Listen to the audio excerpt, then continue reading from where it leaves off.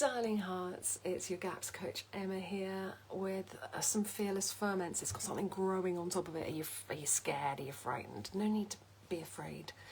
Fearless Ferments, my latest online offering, is off to a flying start. I've got 5 people signed up already. I've only got space for a certain number of people because I'm offering one-to-one coaching.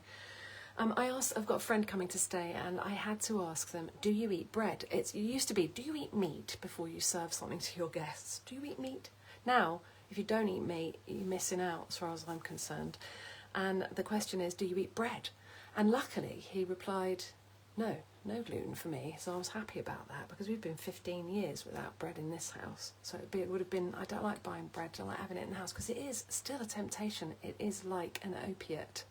It's, it entices you and you think, I'll just have a little bit, and I can eat it if I want, but I don't feel good after it, and that's the fact. So yeah, it's no bread for us. So I woke up at silly o'clock this morning, like 4 o'clock in the morning, wide awake, and just started work. I was like, what's the matter with me? Why am I wide awake? And I worked out, and I should know this by now because I'm the expert, so they say, that I ate 3 things that were high oxalate yesterday. One was pickled beetroot, and that's lacto fermented, not in vinegar. And it wouldn't have been so bad if I hadn't also had some almond bread, because I was experimenting with a recipe for my instead of bread crew, 3 of which are joining me for Fearless Ferments, which is a really great testament to how it's working, and they're really enjoying the process of learning about the food as the medicine. So they started with instead of bread, all their comfort food favourites made with no grains, and they're learning about that. They get live cookery lessons, and I've just been on a Q&A this evening, which gets recorded and uploaded, and anyone can watch those when they're inside the group. And I was like, I've woken up in the middle of the night, what was it? And we worked out it was 3 things. It was the almond bread, and then what was the other thing? Oh man, have I forgotten now? Can't remember.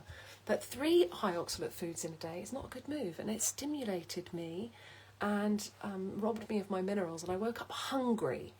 Woke up feeling really hungry. That's a message from your body saying I haven't got enough minerals. So I got up, had a cup of stock with some Oyster Max in it, had a little cup of calcium and magnesium. It's called Calm, and it does calm you down.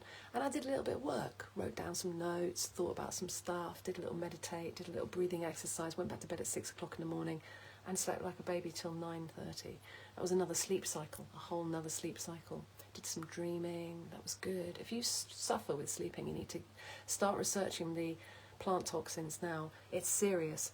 So yeah, I haven't got nits, everybody. I said the other day, I've got nits, and I covered my hair with oil. But actually it wasn't nits at all. What it was, somebody that's close to me knew somebody who had nits, and we were like, let's do a nit check just in case, because having long hair is a pain in the arse. Back to school, people are going to be needing to do nit checks. So I put some conditioner on my hair and started combing, and I didn't rinse it out properly, which means it all stayed on the back of my head and round behind my ears and made me really, really itchy, and that's why I thought I had nits. But actually I was reacting to the chemicals in the conditioner.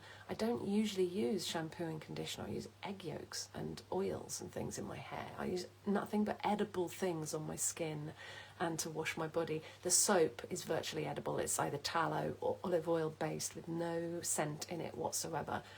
So that's basically fats in the soap, with some lye, which is an alkali, which is like bicarb, but it's not bicarb. But anyway, if I can't eat it, I don't want it on my skin, basically. So anyway, I'd left conditioner in the back of my head, and my skin was bright red, Bibi said when she looked. And that's a reaction to the chemicals and the toxins. So I've become hypersensitive to the toxins. Is that a good thing or a bad thing?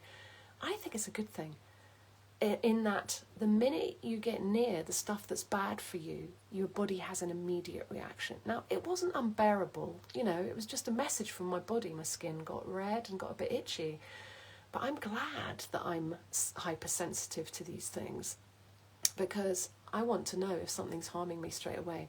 And when I was eating wheat for breakfast, lunch and dinner, I was so desensitized.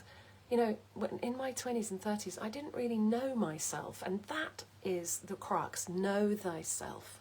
We need to get to, you are your own best physician. You know what's best for you.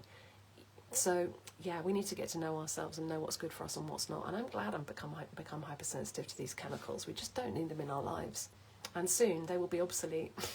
I can see that happening. Anyway, darling hearts, Fearless Ferments is yours for the taking. We've just launched. I've already got 5 people signed up. I'm really excited. So, yeah, it does happen that your body lets you know.